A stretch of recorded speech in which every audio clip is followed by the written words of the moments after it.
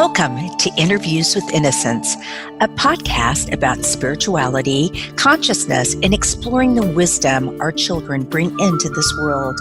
I believe that our very young children are our greatest teachers. After all, they're the masters of living in the present moment, bubbling in unconditional love, enjoying the messiness of life, and curious about the universe in all its dimensions. The pure essence that young children exhibit lives within all of us. My hope is that these interviews will help us discover, embrace, and connect with the sacred core of childhood that resides within each of our hearts. I am your host, Marla Hughes.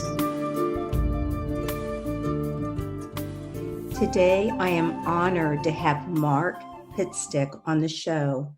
Mark is an author, master's clinical psychologist, holistic chiropractic physician, frequent media guest, and webinar workshop teacher. He directs the SoulPhone Foundation, founded online and worldwide greater reality living groups, and conducts research for the SoulPhone Project. His goal is to help you know and show, no matter what is going on around you, that this earthly experience is a totally safe, meaningful, and magnificent adventure amidst forever. Welcome to the program, Mark. Thank you, Marla. My pleasure. Yeah, I'm so happy to have you here. I don't know if you know this. You probably didn't even know, but I met you at the Helping Parents Heal conference, not last year, but the year before. Yeah, briefly, and attended one of your it was sort of like meditation workshops that you did there. It was really really great. So I am so excited about this new book that you have written with Kata and Dr. Schwartz, The Big Picture of Life, because I just want to shout to the world that are young, and especially are very young, right when they come into this world, they already know, right? Because they're closer to the source than they are to here. But that life is eternal, and not to have to live in fear. And so when I found out you were writing this book, I was just so excited. So just tell me a little bit about how or why you and Kata and Dr. Schwartz decided to write it. Well, first of all, Kata is about 75, as is Dr. Schwartz. They both have a great interest in helping children. Kata has a dual master's degree in childhood education and counseling. Dr. Schwartz realizes, as anyone does, that it's the youth, our hope lies in the youth. And especially if we can connect with these children before they totally forget where they came from, could make a big difference. For me, my connection with children really started up when I was working in hospitals in my 19, 20 years old, and being around little children as they died, and just drove me to my knees. Like, what kind of world, what kind of God? So it was instrumental in everything I've done since, all the searching I've done. Beautiful. So when you were working in the hospital, did you find that was a social worker or anybody there to help the child try to understand what was going on in that sense, or it was just not really talked about? Well, these are emergency situations. I was a respiratory therapist part-time as I went through pre-med, and so these would be children who were hit by cars or cases abused to death, so they weren't conscious. Right. Wow. Well, I know in the book you talk about it's so important for children to understand right from the beginning that they're unique, valuable, and loved. And if only all of our young ones could truly embrace this in their hearts, because as wonderful as that is to say, many times, children, they are given we like the parts of them that we like, right? Someone explained it once to me that they called it something I can't remember, but a psychologist, that we pick out those things that we like about the child, and then they make themselves that part, and all the rest of it is kind of stuffed down. So tell me what you think, how the world would be a better place if we not only sincerely, taught these kids that unique, valuable, and love, but also that life is eternal. Well, first of all, for your listeners, we should say that I've been working with Dr. Schwartz now for 4 years, and Yes. in the last year, we have definitively demonstrated scientifically that life continues after bodily death. Now, that's been the first time that statement could be made accurately and responsibly based on multi-centered, repeated, double-blind, journal-published studies, all of which are required to be truly scientific evidence. So that's one really important thing. The second part of this, before I answer, is we've had clinical evidence up to now, primarily from near-death experiences, where people come back and almost always say, we each are one with the one and part of source right now. We each are important parts of life. We're like threads in a giant tapestry. We're all interconnected, but we each are individually important and sacred. So with that background now of strong clinical and scientific evidence, we can make that statement. So it's not just a lofty, beautiful thought, something to Right. tell a kid. It's describing the nature of reality, that we each are wise, infinite, special, powerful beings. It's getting to know more who we are. As you know, so much of the emphasis on Earth is with the outer shell. And it turns out that that outer shell, that human form, what we call in the children's book, the Earth suit, is much less than 1% of who and what we are. The rest, the intelligence, the energy, the light, the love, the preferences, sense of humor, everything else continues on in the next form of forever. Yes. Could you share with the listeners, I told a little bit about your background, but Dr. Schwartz's background, because it's very impressive also. Yeah, well, first of all, he had two near death experiences when he was a child. And so I think that certainly shaped his views, but he's a certified genius, Cornell undergrad, Harvard master's and PhD, Harvard professor for 5 years, tenured Yale professor. He was one of a handful of people who started the field of behavioral medicine, for example. I mean, just I've been working with him, like I say, over 4 years now, and every once in a while, like, what? You were in on that too? Uh, 20 years ago, he went to the University of Arizona. He wanted to do more out there research than places like Harvard and Yale would agree to. And he wanted to study the question of survival of consciousness. And he's been doing that ever since, first of all, with medium studies, which are described in his book, the afterlife experiments, but then the last 12 years developing technology to measure the presence of what we call post-material persons. That's the most accurate term we can think of, because those who have passed on aren't spirits. They're not gauzy, they're not like Casper the Friendly Ghost flying around. They are just as physical as we or can be. They can multilocate. They are still people. And so we use the term post-material person. So the technology then has demonstrated the presence of them and their ability to communicate as much as our technology will allow. Right. And you say that they're still people, they're still themselves. I mean, personality wise, and if they're funny or, whatever that may be, that comes out also, correct? Yes, and different cultures recognize this. Yes. Native Americans, for example, they knew so much. They used analogies like it's just like a snake sheds its skin. That's really Right. how inconsequential. Such a minor part of who and what we are, this physical body is. So, yeah, to answer your earlier question, as more and more, for example, this weekend we had two of our grandkids over. We were blessed with four. This was Stella and John, 7 and 9, and I gave them each a copy of the book. It was the first time we had seen them in 6 weeks because of the virus. And so I gave them the book. And I said, this has all the evidence that life continues after your body dies. And little Johnny, 7, he says, I know. After your body dies, you just go into a different body. Like, okay. Sort of.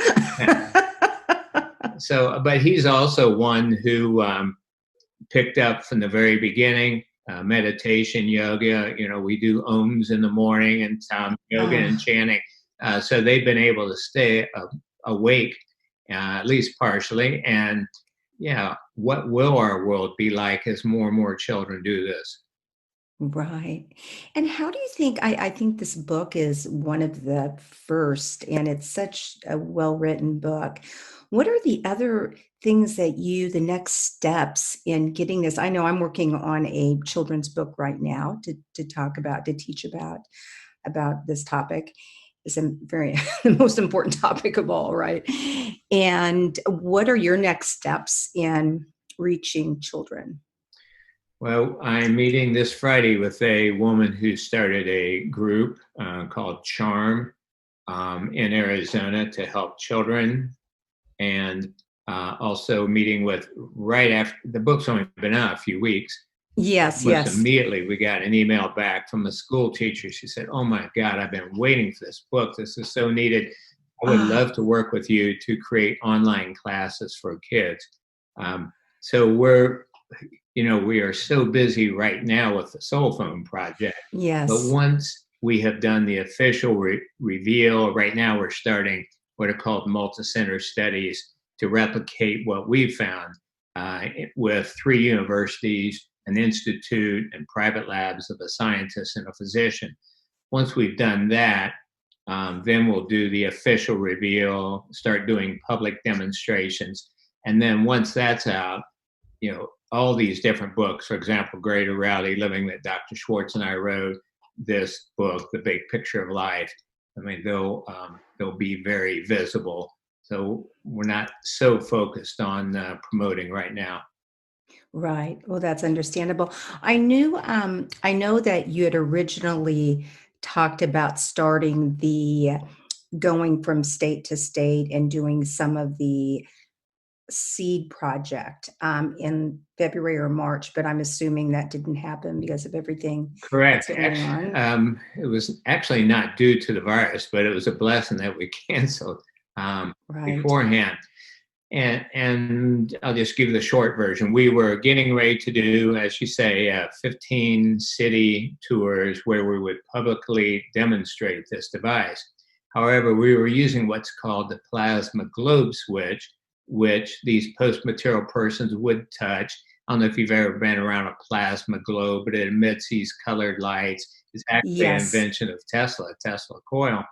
And it was a way to demonstrate their presence, measure their energy, show it in graphs and light, increase light, and so on, versus no participant control, nobody touching it. However, the plasma globe, as amazing as it was, required about 25 minutes of interaction before it could give an answer. And the reason we changed was one of our electrical engineers, we have a couple part-time on the project. This guy is a 30-year professor at Berkeley in electrical Yes. engineering. And he came through with a beautiful device he's calling MicroSense, already getting patents on it, which decreases background noise, because this technology we're using to capture the presence of these post-material persons is so sensitive that it picks up things like 110 voltage and fluorescent lights and cell phone towers and so on. Well, his device minimizes a lot of that, so we can capture the presence, the signal of, quote, spirit. And so with then the next device, much closer, the electronic soul switch, we're calling it, we decided to postpone the tour and wait till we could use the electronic soul switch, which will give us instantaneous yes, no's, and within seconds. Right, right. And for my listeners who are somewhat lost, um, Dr. Pitstick and Dr. Schwartz are their project is called the Soul Phone, and it's about communicating with the afterlife. And if you want to learn more about that, it's soulphone.com, correct? .org. .org. Okay, we may need to do another interview about that because it's so important what you're doing. So you talk about the new golden rule, how that's important for our very young to know. Can you just tell us what that is? Sure. I was blessed, Marla, with periodic clairaudience, especially in when I would attend church. I grew up Lutheran as a kid. I always sit by the big stained glass windows. I just love those. And the sunlight would come through during the service, and I think it put me in a bit of a reverie. And so over time, I probably had about a dozen insights about the nature of heaven, and there's really no such thing as a fiery eternal hell, etc. Well, one of these was the golden rule. I heard, do unto others as you would have others do unto you. And I thought, well, that's fairly egotistical. Right, right. That What if is that others, you say that. yeah, what if others don't want to be treated the way I want to be treated? Right. So I played with those words over the years and then came up with do unto others as they would have done to them, since we're each unique and different. Love that. And, I always think about the life review from if we can teach our young from the very beginning about the life review, because I know ever since I've learned about it, we've talked about it quite a bit on the show. I even walk differently in life, when I come upon people, just realizing that how my actions make them feel. It's just so incredibly important. So I think that's really important too. So, I was thinking about you last night because I was watching the movie again, Dead Poet Society. And I was watching when Robin Williams brings all these young people over to look at old photographs of past students. And he starts whispering, carpe diem, seize the moment, seize the moment.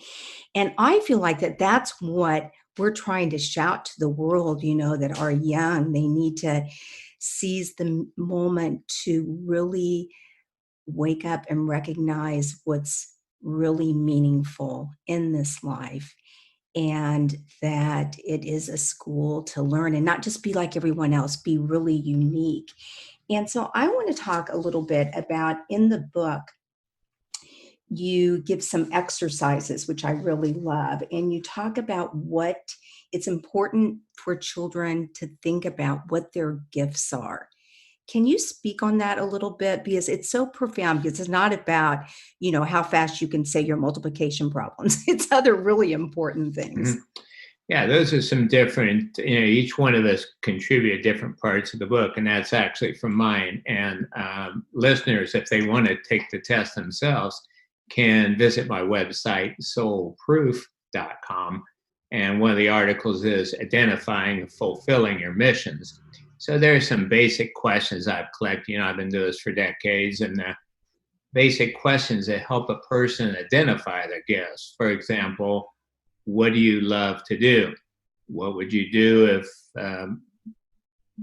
money weren't an issue? What comes easily to you? What are your dreams? If you could do anything, what would that be?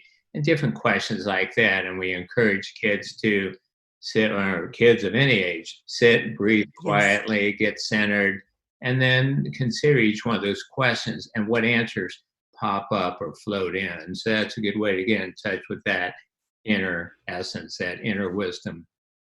Yes. I also love the one that you say, what gives you goosebumps, or what brings tears to your eyes.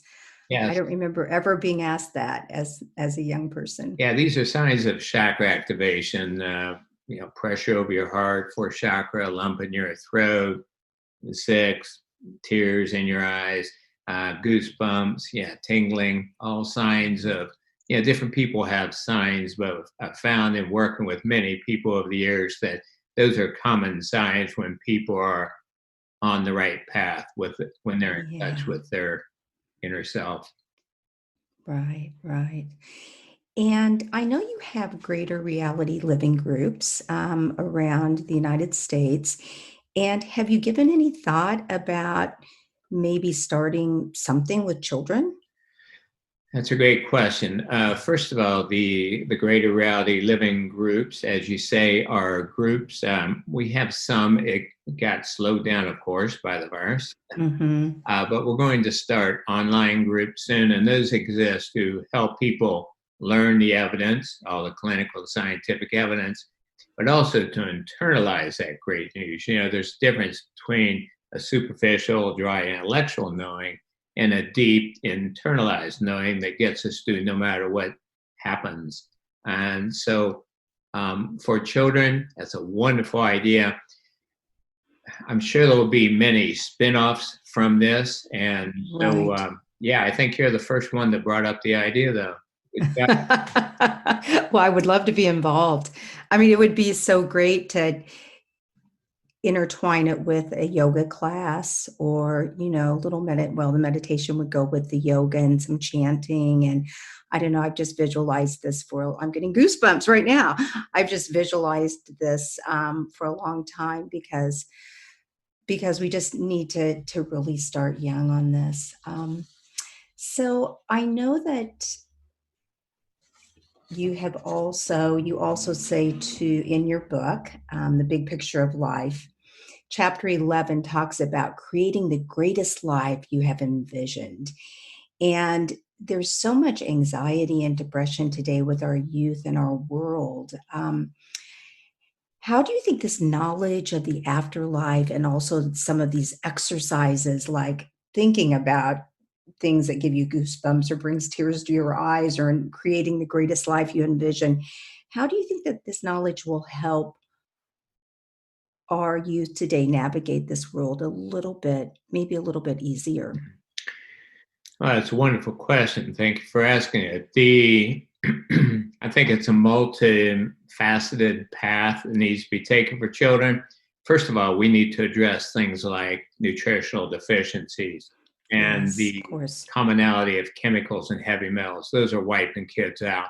So unless we address those, I'm not sure that any amount of teaching positivity can help.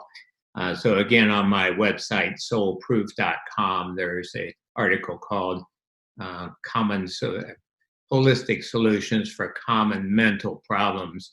In Ohio, in Columbus, they're building this huge building, a whole hospital for children's behavioral problems.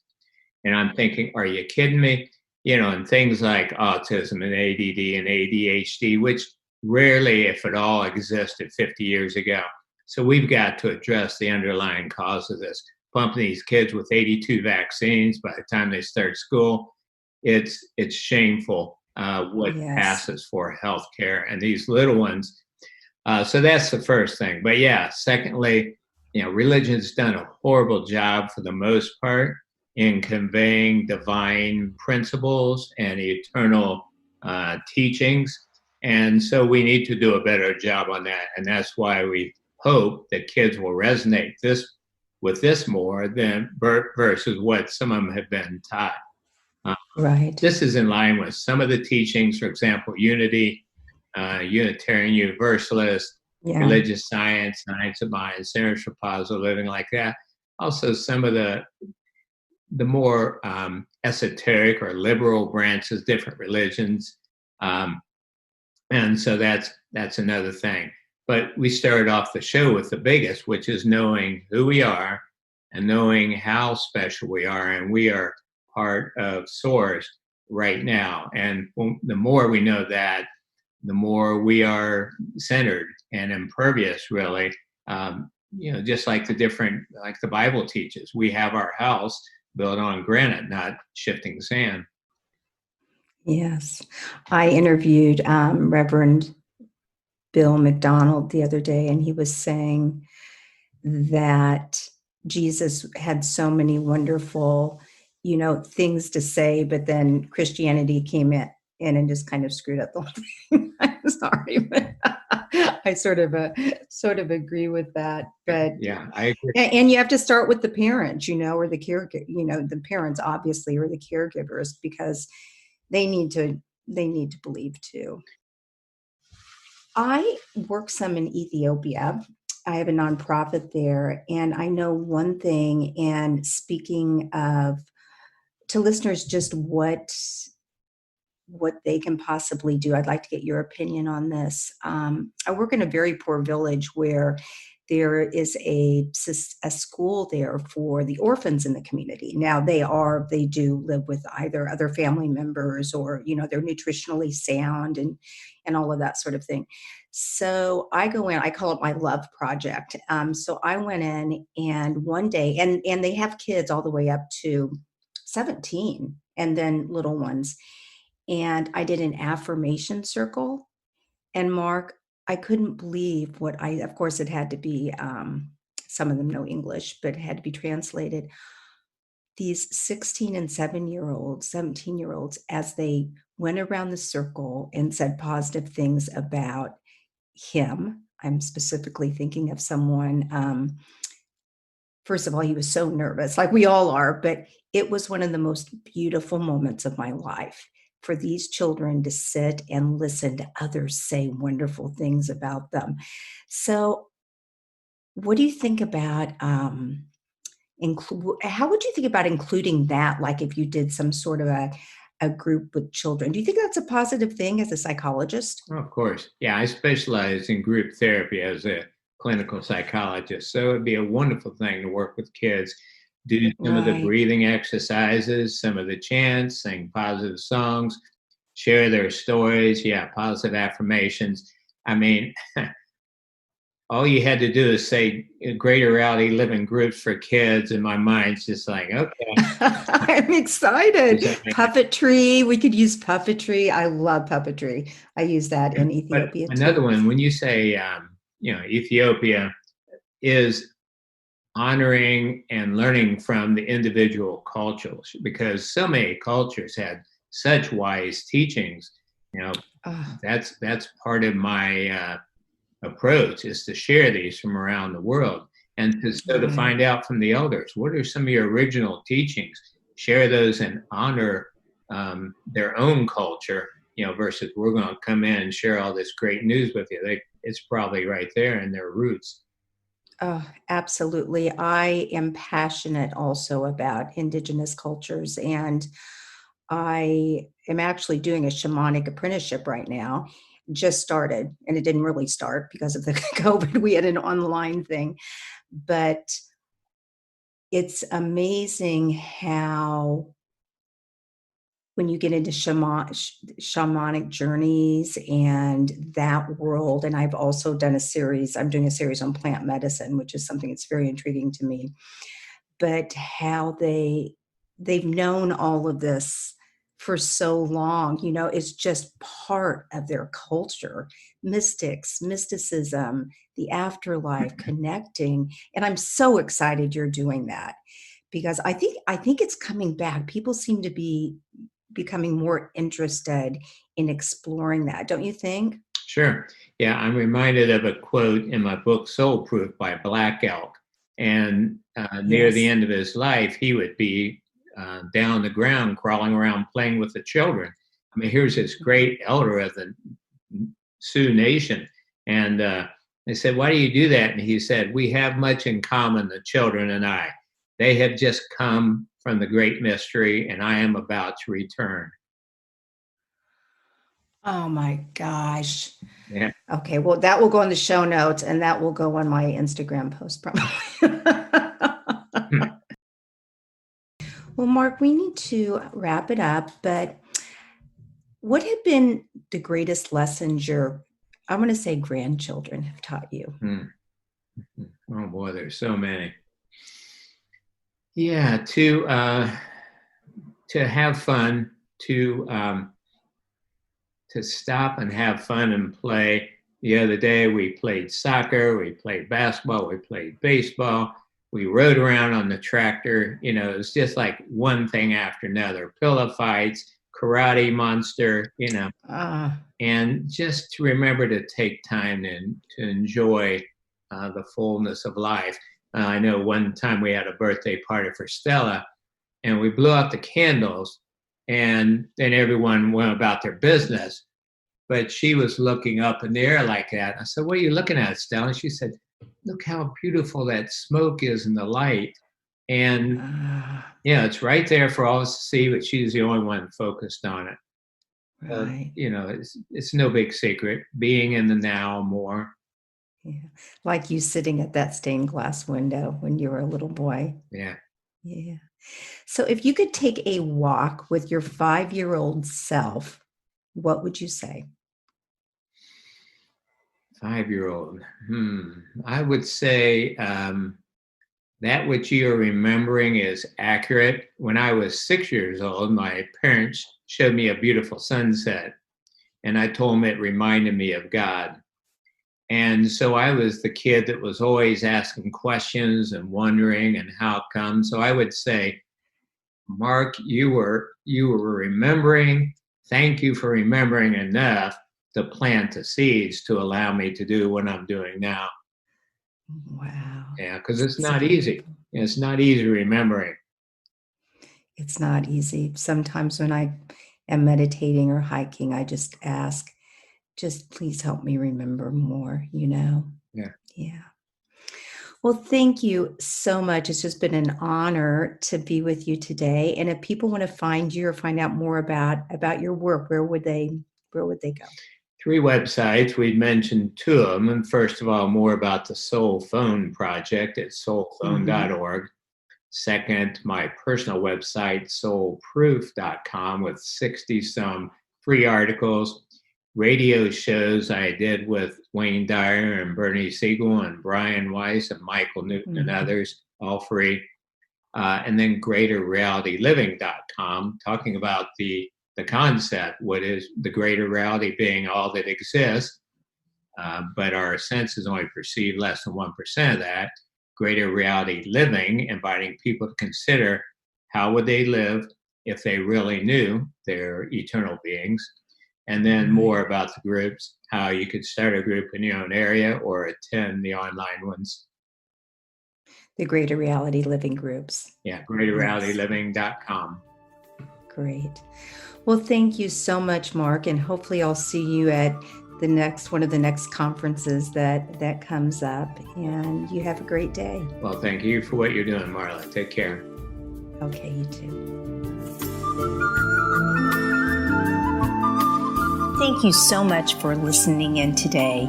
If you want to learn more about the show, you can find us at interviewswithinnocence.com and on Facebook or Instagram at Interviews with Innocence. Please write me a message, tell me what you liked, and let me know what else you would like to hear. I would love to hear from you. And if you liked what you heard, please leave us an iTunes rating and review. It helps other listeners find the show. Thank you.